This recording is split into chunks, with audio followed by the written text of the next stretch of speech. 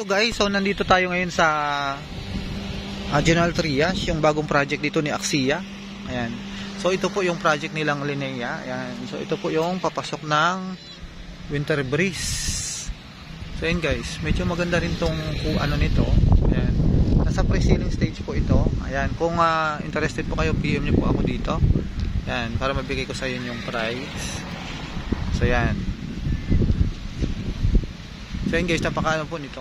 Napakaganda rin ng ano, kasi few meters lang din naman from dito sa Crisanto de los Reyes.